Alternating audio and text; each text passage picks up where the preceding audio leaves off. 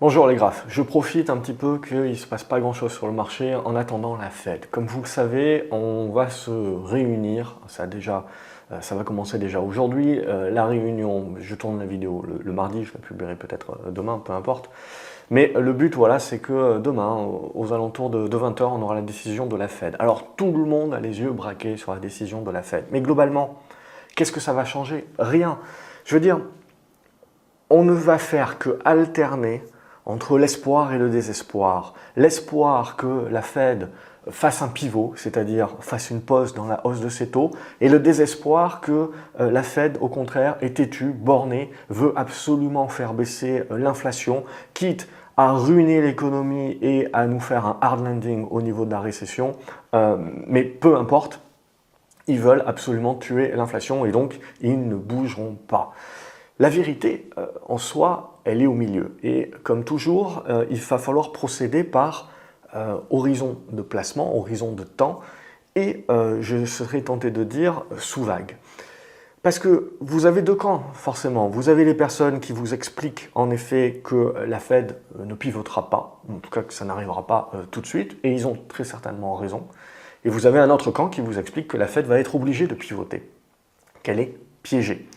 Et ils ont certainement raison aussi. Et pour celles et ceux qui voient un petit peu plus loin, il y a un camp qui entrevoit justement un épisode où la Fed casse l'économie, crée une dépression économique, potentiellement une crise de la dette, et on va chercher de la déflation, donc le problème inverse, c'est même plus de la désinflation, on va chercher de la déflation directement.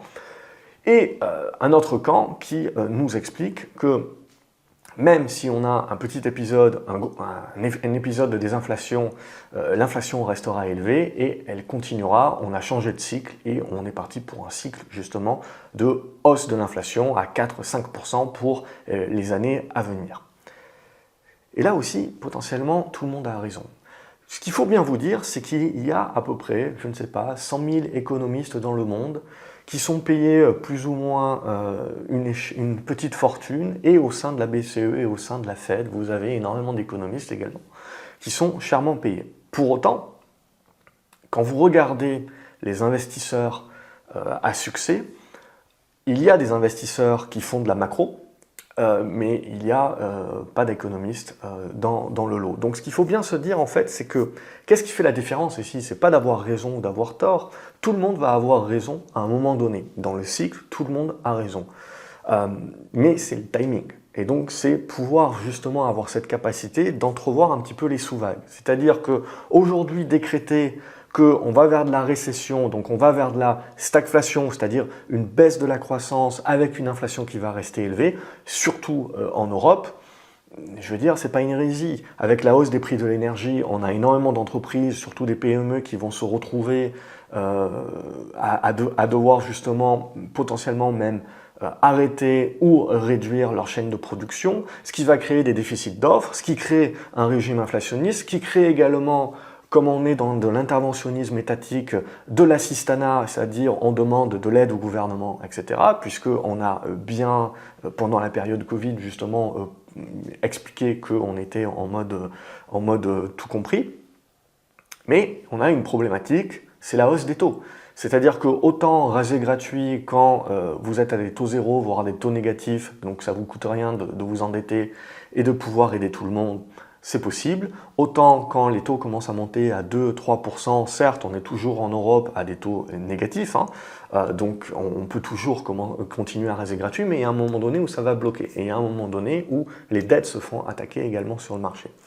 Donc tout ça pour vous dire que il faut bien comprendre que il ne faut pas se battre globalement, je dirais, entre est-ce que la Fed va faire un pivot, est-ce que la Fed ne va pas faire un pivot. Ce qu'il faut se dire, c'est qu'il faut procéder par étapes, et surtout, il faut se dire que le marché est déjà en train de pricer ce qui va se passer dans 6 mois. Globalement, la récession, la décroissance, on sait que ça va arriver. On sait qu'on arrive éventuellement à du pic inflationniste, que certes, évidemment, pendant quelques mois, cette inflation, elle est collante, elle est collée sur des niveaux élevés, et c'est ce qui fait peur au marché. Et donc, c'est ce qui pousse à la Fed, à avoir une fenêtre de tir pour dire, bon, ben, mon emploi commence un petit peu à craqueler, mais ça reste solide. Mon économie commence à craqueler, j'ai des profit warnings qui commencent à tomber partout, etc. Mais ça reste encore solide, c'est-à-dire ça peut tenir encore quelques mois. Donc globalement, et mon inflation, elle reste élevée, et globalement, le seul point positif dans la baisse un petit peu de l'inflation, dans mon panier inflationniste, c'est la baisse de l'énergie. Or, on sait que c'est très volatile, comme l'alimentation, et que éventuellement, il suffit d'une nouvelle escalade sur la guerre en Ukraine pour que pouf, ça n'existe plus, le pétrole remonte, reflambe, et on repart justement à avoir peur de l'inflation. Donc ce qu'il faut, c'est regarder le panier corps, et là, ce que l'on voit, c'est la crainte justement que l'inflation devienne un petit peu plus durable, puisqu'elle commence à se répandre dans les différents pans de l'économie. Donc c'est ce qui est en train de se passer, et qui plus est, donc on commence à avoir énormément de demandes de hausse de salaire. Ces hausses de salaire pour l'instant restent toujours en deçà de l'inflation, donc c'est là où en termes de durabilité, on n'est encore pas dans le scénario, mais ça peut arriver très rapidement. Donc c'est ça qui fait peur globalement aux banques centrales. Il ne faut pas oublier que les banques centrales savent exactement comment faire, parce qu'elles ont des années d'expérience derrière elles pour gérer une récession, pour gérer une arrivée même en déflation. Donc, mais pour autant, gérer de l'inflation, ça c'est beaucoup plus compliqué, c'est un animal beaucoup plus difficile à prévoir, et donc du coup tout le monde en a peur. Historiquement également, c'est la même chose. Et d'un autre côté, quand on regarde en Europe, on a les nationalismes qui poussent, etc. On voit très bien qu'il y a un certain nombre de choses dans le monde, c'est-à-dire des déséquilibres géopolitiques, des temps plus d'affrontements que de paix, justement qui poussent à un petit peu déglobaliser, à relocaliser, donc ça veut dire qu'on va doubler des capacités pour pouvoir sécuriser, on va éviter d'avoir qu'une seule usine en Chine, on va avoir une usine au Vietnam, à Singapour, une autre, on va relocaliser un certain nombre de choses, on va, au lieu d'avoir un seul pan de stockage dans un seul pays, on va là aussi démultiplier, donc tout ça, ça va augmenter les coûts, faire baisser les marges, et donc quelque part ça va se retrouver in fine dans les coûts finaux. Donc quand on regarde le monde tel qu'il est en train d'advenir devant nous, on peut avoir justement cette vision de dire on va vers un monde inflationniste, puisque le nationalisme, l'interventionnisme de l'État, ce n'est autre que inflationniste. Les relocalisations, même si le monde demeure globalisé évidemment, il suffit que vous ayez une déglobalisation juste de 3, 4, 5% sur le commerce mondial, c'est énorme, et ça évidemment ça fait également augmenter les prix. De l'autre côté, vous avez le progrès technique qui continue. On le voit bien avec les États-Unis qui cherchent à tout prix à dire on va défendre Taïwan. Pourquoi? Parce qu'on a encore besoin de Taïwan pour notre indépendance en termes de semi-conducteurs, nerf de la guerre, pour tout ce qui est progrès technique qui est toujours exponentiel actuellement. Et ça, c'est déflationniste. Votre PC portable ou même votre iPhone aujourd'hui qui vous coûte 2000 balles, de par la technologie qu'il y a à l'intérieur, c'est toujours moins cher qu'il y a 10 ans.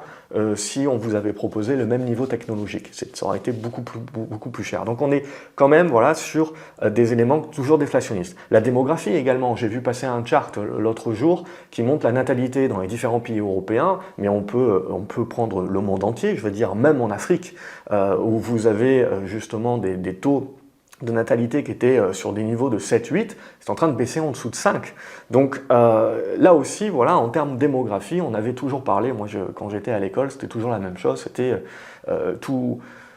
tous les gens qui étaient un petit peu en mode décroissance et on est trop nombreux sur la planète, etc. Et bien là, d'une manière naturelle, de par la démographie, on va être moins d'ici. Ça prendra encore quelques décennies. Donc, ce qui pousse également un certain nombre de challenges pour des pays comme la Chine également.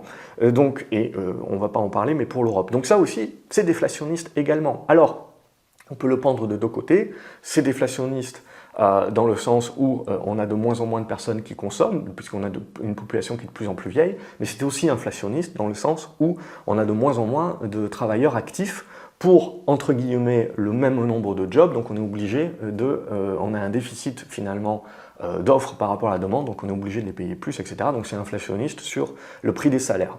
Là, on peut faire le penchant avec la montée de la technologie, avec de plus en plus de choses qui sont automatisées, etc. Bref, pas de rentrer dans le détail, mais ce que vous devez bien comprendre globalement, c'est qu'aujourd'hui, si on a envie d'avoir des arguments pour la déflation, on en a. Si on a envie d'avoir des arguments à long terme pour l'inflation, on en a aussi. Donc il faut se recentrer un petit peu parce que là, c'est des visions qui sont un petit peu sur les 5 à 10 prochaines années et c'est très compliqué d'anticiper ce que sera le monde dans 5 ou 10 ans. C'est déjà compliqué d'anticiper comment va réagir le marché demain vis-à-vis de la Fed. Donc autant, je veux dire, commencer à limiter les prévisions. Mais c'est juste pour faire l'introduction de cette vidéo et de vous dire, voilà, il ne faut pas être fermé. Il faut être globalement ouvert et objectif à toutes les possibilités. Donc, on revient à nos moutons sur la Fed. Que demain la Fed monte les taux de 0,75 ou de 1%, je serais tenté de dire on s'en moque. En fait, plus la Fed va monter les taux, va les monter fort, va les monter rapidement, plus le marché peut également se dire bon, ben, ça nous rapproche du moment où ils vont faire une pause. Mais au-delà de la pause, avant la pause, qui peut jouer l'espoir sur les marchés, c'est justement, ne serait-ce que Powell qui nous explique que l'inflation est toujours sticky, est toujours collante, donc pour eux, ils ne voient pas de raison de changer le discours, et à mon avis, il ne changera absolument pas le discours, c'est qu'on continue de monter les taux parce que notre ennemi, ce n'est pas la récession, c'est l'inflation, et la récession, ça sera une conséquence justement de notre bataille contre l'inflation, mais on aura les arguments à ce moment-là pour pouvoir combattre la récession quand il le faudra, mais pour l'instant, ce n'est pas notre cheval de bataille. Donc, ce que l'on veut, c'est avant tout tuer l'inflation, parce que c'est ça qui peut créer des problèmes un peu plus durables, sur lesquels on n'a pas forcément beaucoup d'expérience, parce que tout le monde va vous parler des années 70, mais globalement, c'est une occurrence dans l'histoire sur les 100 dernières années, donc ça fait un petit peu pour comparer, et surtout, les niveaux d'endettement qu'on avait dans les années 60-70 n'étaient absolument pas les mêmes, ce qui avait permis à Volcker de pouvoir pousser. On avait également à ce moment-là un déficit de progrès technique et également une perte de productivité. Et là aussi, de par ce penchant-là, il ne faut pas oublier que ce n'est pas que Volcker qui a combattu l'inflation, mais vous avez eu également la fin du baby-boom à ce moment-là, et vous avez eu un raz-de-marée de nouveaux travailleurs qui sont arrivés sur le marché à ce moment-là et qui ont pu faire baisser justement les salaires. Donc il faut également faire attention à ne pas avoir de prisme et à ne pas penser qu'il y a une seule chose qui fait la différence sur l'économie. L'économie est très complexe, c'est pour ça que la moitié des économistes de toute façon se plantent en permanence, et les analystes aussi, et vous et moi, et c'est absolument normal.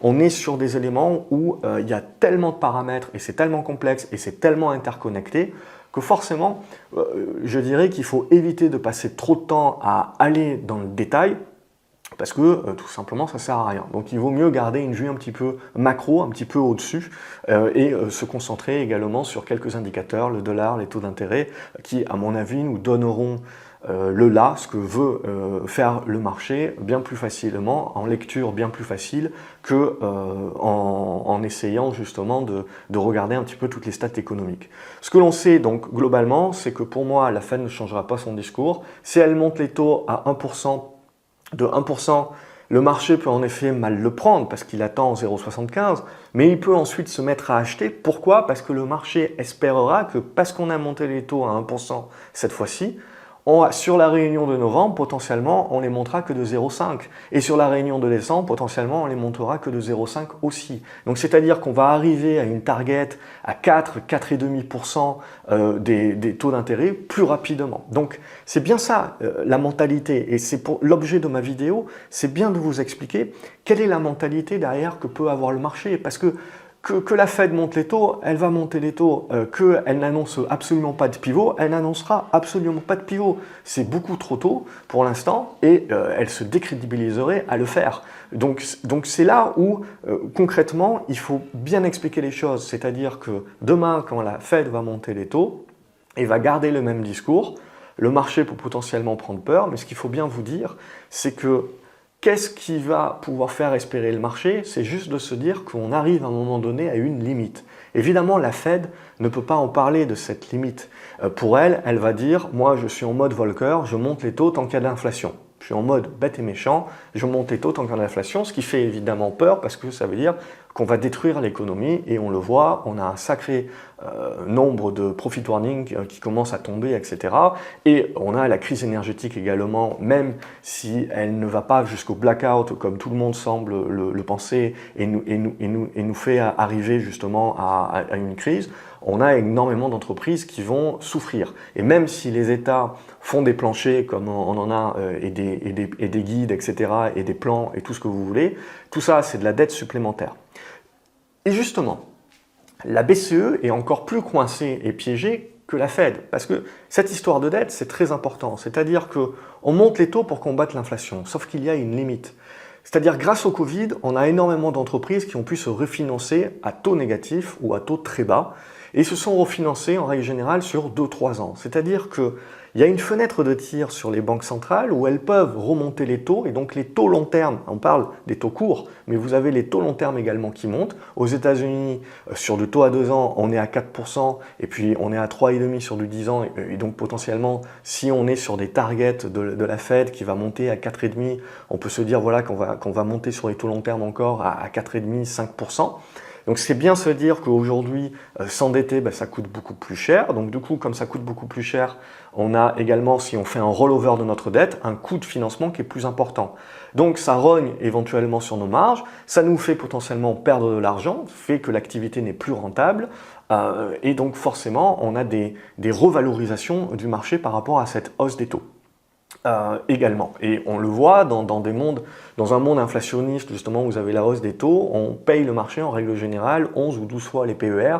Aujourd'hui, on les paye 17-18 fois. Mais là aussi, où il ne faut pas mélanger, c'est que quand on regarde ces stats-là, on regarde sur des stats des années 60-70, où vous aviez surtout un marché qui avait des grosses pondérations sur des valeurs value. Aujourd'hui, vous avez un gros des pondérations sur des valeurs technologiques. Donc les valorisations également, les moyennes de valorisation ne se font pas de la même manière. Donc il faut également faire très attention quand on compare un S&P des années 70 à un S&P aujourd'hui. Ce qu'il y a à l'intérieur, c'est plus du tout la même chose, c'est plus les mêmes secteurs d'activité, c'est plus les mêmes pondérations.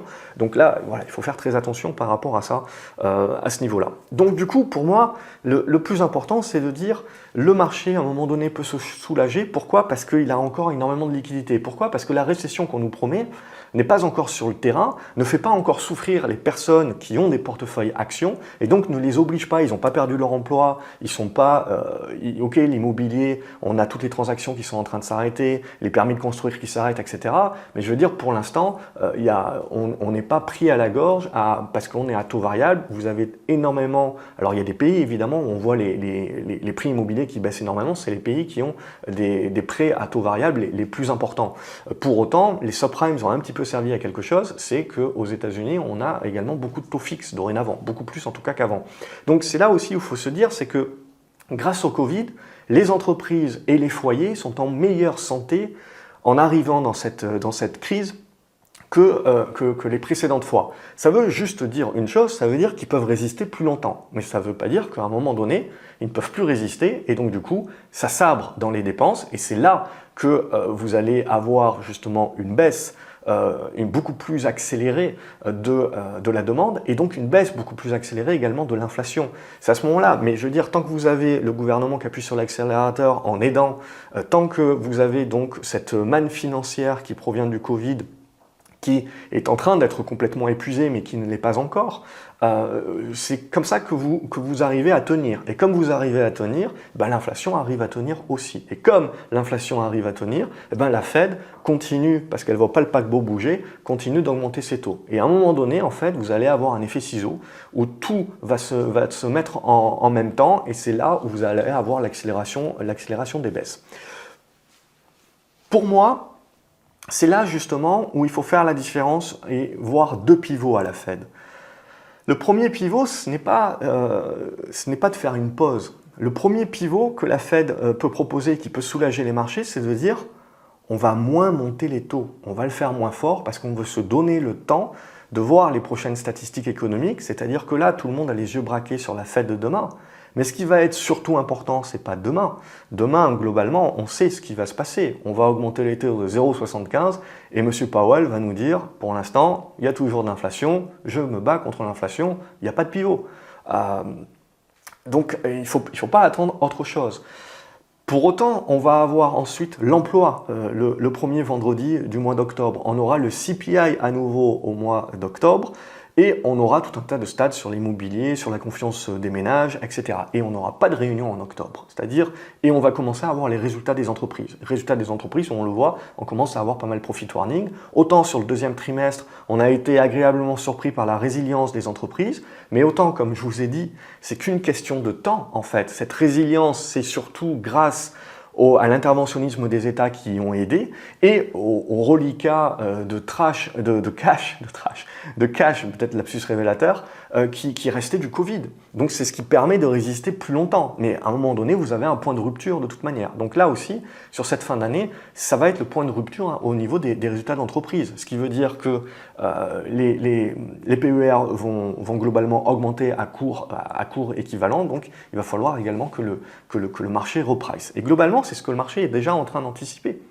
Donc c'est ça qui est important. Donc le premier pivot pour moi de la Fed, qui n'arrivera pas maintenant, mais qui peut arriver post-midterms, parce qu'on aura donné donc sur la réunion de novembre, c'est de commencer à expliquer en gros que la hausse des taux va continuer, parce que l'inflation reste élevée, même si elle commence un petit peu à baisser, on devrait commencer à la voir baisser, mais elle va rester élevée, donc on va lui donner un petit coup supplémentaire, mais on ne va plus faire du 0,75, on va faire du 0,5, on va faire du 0,5 sur novembre et sur décembre éventuellement.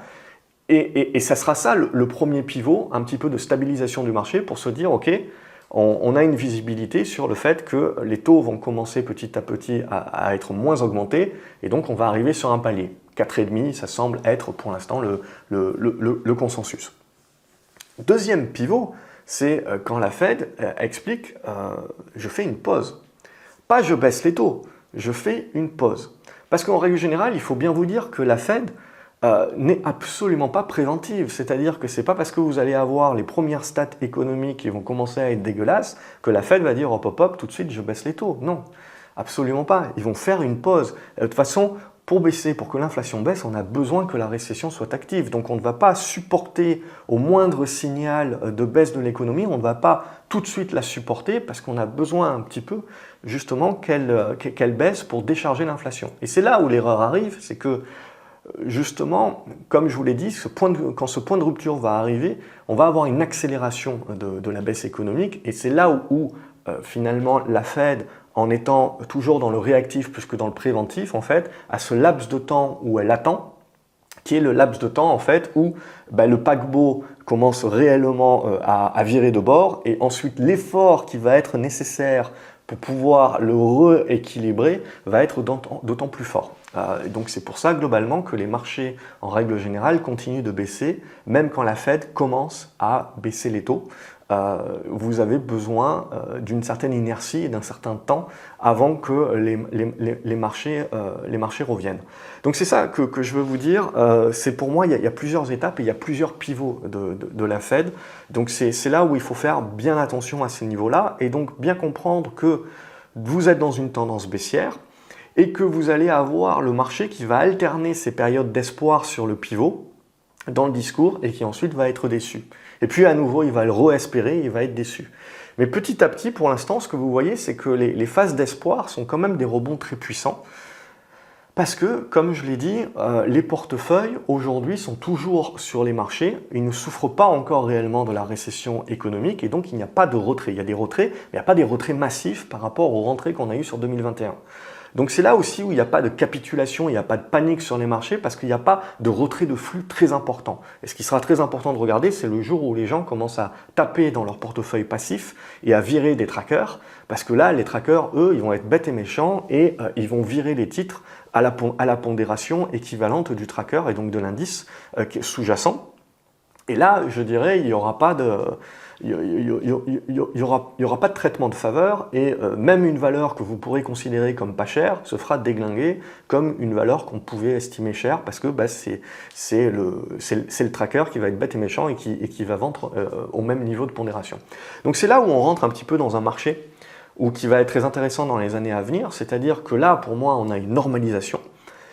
Au sortir de cette normalisation qui va durer sur l'année 2023, mi-2023, on va passer ensuite, c'est la sinusoïdale que je vous avais expliqué, on va passer ensuite sur le second tableau. Le second tableau, c'est quoi? C'est finalement le fait qu'on va aider l'économie Et là, l'idée, c'est de se dire que la Fed, c'est un élément qui est ultra important de bien comprendre, c'est que la Fed rapporte au gouvernement américain en moyenne 80 milliards de dollars par an, ce qui permet d'aider quelque part les déficits et le budget de l'État. Ce qu'il faut bien se dire, c'est qu'avec le Covid, les banques centrales, la majorité des banques centrales ont acheté une quantité absolument impressionnante d'obligations d'État. Des obligations d'État à taux négatif, voire à taux très bas.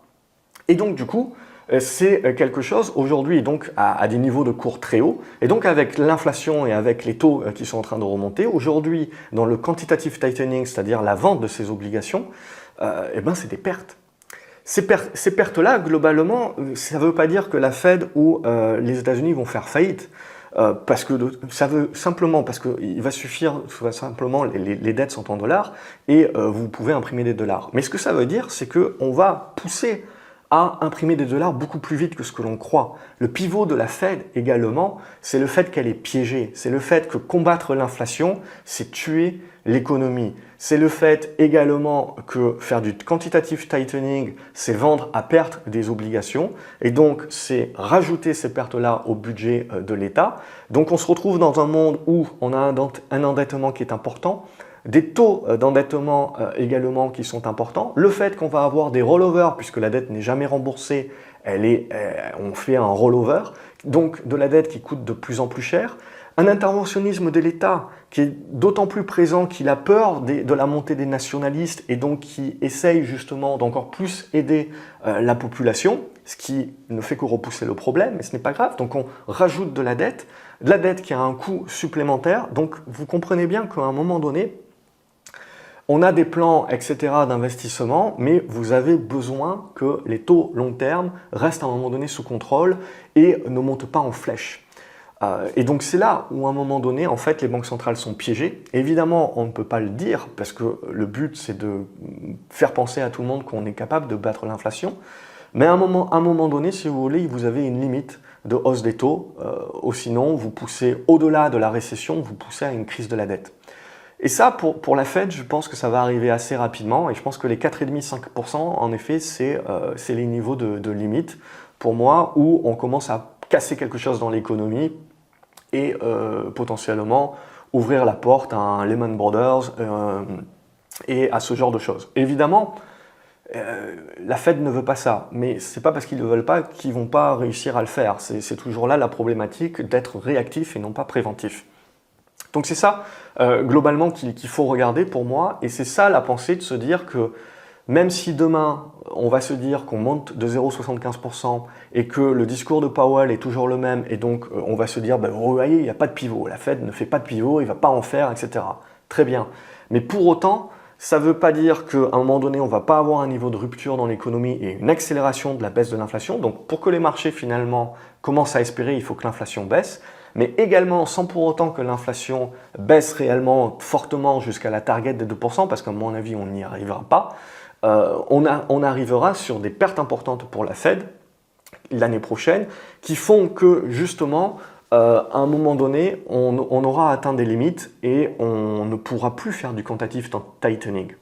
Parce que ce sera des pertes qui ne seront plus supportables. Pas qu'on fasse faillite, mais que d'un point de vue endettement, ça sera une obligation de refaire marcher la planche à billets pour pouvoir continuer de financer le gouvernement avec ses différents plans X et Y. Donc c'est là où on en est. Et pour moi, la BCE est encore plus piégée que la Fed. Donc c'est là aussi où il y a deux poids, deux mesures. Il y a l'augmentation des taux, mais pour moi, il y a une limite qui n'est pas dite. Et quand le marché réalisera qu'il y a cette limite, ça sera pour moi ça le pivot. Maintenant, quand est-ce que ça va intervenir? Pour moi, il va falloir encore faire attention.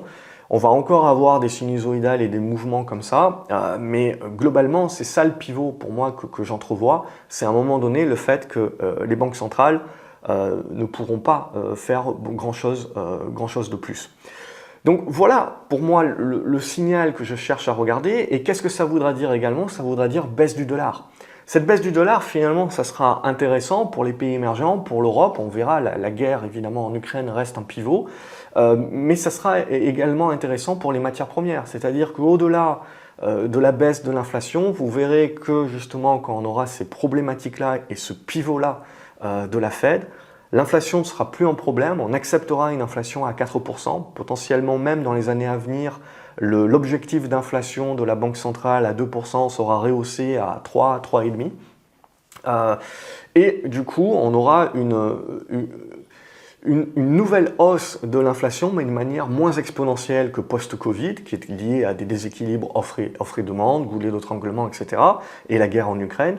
Mais on aura une inflation qui restera sur des niveaux à 3-4%, mais d'une manière plus linéaire. Et donc, on remontera d'une manière plus linéaire, aidée également par la baisse du dollar. Donc voilà, et c'est là aussi où on va rejoindre donc, du coup, ce que peut dire Ray Dalio, c'est là où on peut rejoindre ce que dit Druckenmiller également sur la décennie perdue. C'est ça, c'est rien de plus que l'explication de la sinusoïdale que j'avais fait il y a quelques mois, où finalement on est braqué actuellement sur faire baisser la pression économique, donc faire baisser l'inflation, quitte à créer une récession économique. Mais ensuite, l'après, c'est la nouvelle hausse des prix de manière plus linéaire parce qu'on aura une autre problématique qui est le fait qu'on doit financer l'économie. Et donc, pour financer l'économie, on doit continuer à faire fonctionner la planche à billets. Donc, on ne peut pas serrer autant que l'on veut ou autant qu'on aurait voulu et faire du tightening autant que l'on veut. Et donc, à partir de ce moment-là, c'est-à-dire qu'on accepte de laisser filer l'inflation à 3-4%, bien sûr, sur les prochaines années. Mais là, vous voyez, on est déjà potentiellement sur 2024-2025. Et évidemment, on a d'autres éléments, je veux dire, la guerre en était un, on a d'autres éléments qui peuvent venir influencer cela et vraiment changer la donne. Donc, c'est ça pour moi mon point central, c'est vraiment de vous dire, en gros, c'est de bien comprendre et de ne pas penser que c'est binaire et de dire il y a le pivot ou il n'y a pas le pivot. Non, en fait, il y a plusieurs pivots pour moi et ça va arriver par étapes. Et surtout, ce qui est très important, c'est de sortir de cette hausse des taux et de bien comprendre à un moment donné l'impact que ça a pour la Fed, le coût que ça va avoir pour la Fed et le fait qu'à un moment donné, ça les pousse eux-mêmes, ils se tirent eux-mêmes une balle dans le pied, ils sont eux-mêmes piégés parce qu'ils ne peuvent pas remonter les taux autant que ça, sans se pousser eux-mêmes à un moment donné à devoir pour se renflouer, à réouvrir justement la planche à billets. C'est ça que je voulais vous dire avant justement la réunion de demain et qui pour moi est l'essentiel en termes d'investisseurs. C'est ça que j'attends. Pour moi, le marché est baissier. Je ne cherche pas trop à me mettre en face. J'attends pas grand-chose de la réunion de demain. Mais globalement, ce que je vais attendre, c'est surtout les stats en octobre. C'est surtout ça qui sera important parce qu'on n'aura pas de réunion de la Fed en octobre. On n'aura qu'en novembre. Et on aura surtout les résultats des entreprises. C'est-à-dire que le marché va peut-être revenir se concentrer un petit peu sur les résultats des entreprises. Donc, c'est là où, pour moi, on a le carrefour.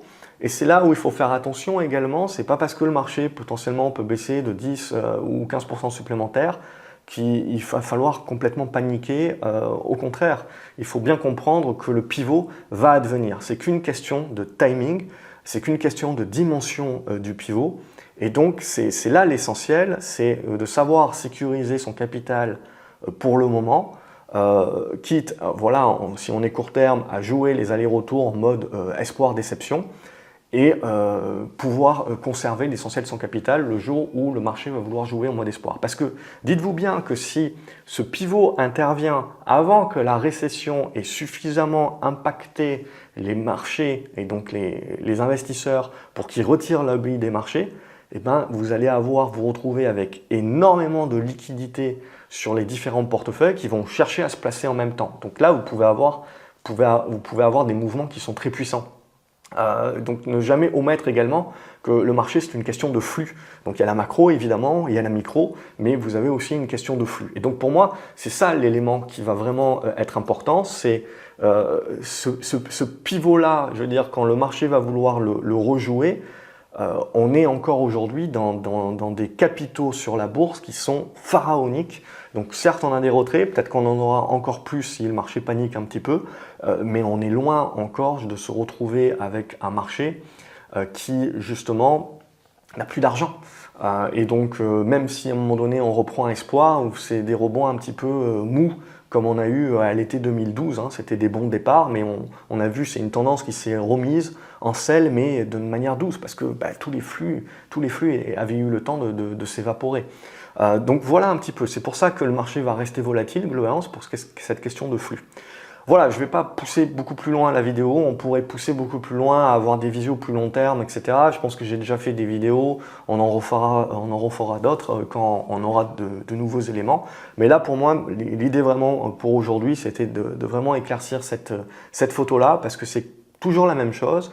Demain, il va y avoir l'annonce à 0,75 ou 1%, peu importe, tu auras le discours de la Fed et il y aura toujours quelqu'un pour dire, tu vois, il n'y a pas de pivot. Eh non, c'est important de parler timing, c'est important d'entrevoir un petit peu que le marché, il n'est pas en train de jouer demain, il est en train de jouer, qu'est-ce que ça veut dire? Où sont les taux dans 3 mois, dans 6 mois? Qu'est-ce que ça veut dire pour la valorisation de mes actions à ce moment-là? Du coup, et où est mon inflation dans 6 mois? Où est ma récession économique dans 6 mois? Et donc c'est ça réellement qu'on est en train d'anticiper aujourd'hui. Donc c'est-à-dire que quand vous anticipez le pire, la moindre mauvaise nouvelle qui est moins pire que prévu, c'est là où vous avez des décalages qui sont importants à la hausse, qui font dire à tout le monde que le marché est débile, mais c'est bien parce que le marché avait anticipé déjà le pire. Du coup, quand le pire intervient, très souvent, c'est le moment du rebond, parce que tous ceux qui avaient vendu en anticipation du pire, ils ont vendu, donc il n'y a plus rien à vendre. Et ensuite, on achète parce que le pire est passé, et donc on se projette sur le futur, que le futur ira mieux. Et ça, c'est tout le temps la même chose en bourse. Donc c'est une question de flux, une question de sentiment de marché. N'oubliez jamais que quand le sentiment est ultra baissier, même si en effet le monde a l'air pourri, vous pouvez quand même avoir des rebonds juste parce que vous avez besoin que les vendeurs à découvert se couvrent. Vous avez besoin qu'ils achètent quelques titres, qu'ils rachètent quelques positions, parce qu'à un moment donné, il faut sécuriser quelques gains et il faut sécuriser les grosses positions de vente qu'ils ont éventuellement. Donc c'est là où vous pouvez avoir les mouvements de rebond. Ça ne veut pas pour autant dire que le marché se retourne à la hausse. Mais c'est ça aussi qui peut avoir des fluctuations de mouvements de marché qui sont beaucoup plus techniques que économiques, qui est lié à des événements macro. Voilà pour cette vidéo, je la ferme ici, j'espère que ça a pu vous aider un petit peu. Si c'est pas clair, c'est normal que ce soit pas clair, hein. Je veux dire, c'est des éléments, je veux dire, où on construit au fur et à mesure. Et on a besoin d'éléments. Et je pense qu'on a surtout besoin des éléments d'octobre. C'est là où on va pouvoir commencer à faire un petit peu la différence et le prix des patates. Je vous souhaite une excellente journée. N'hésitez pas à liker la vidéo, à la partager sur vos réseaux sociaux, à me dire ce que vous en pensez dans les commentaires, comment vous voyez la suite des choses, évidemment. Et je vous retrouve quant à moi à la prochaine vidéo. N'oubliez pas de vous abonner, comme ça, vous ne loupez rien. Salut les graphes.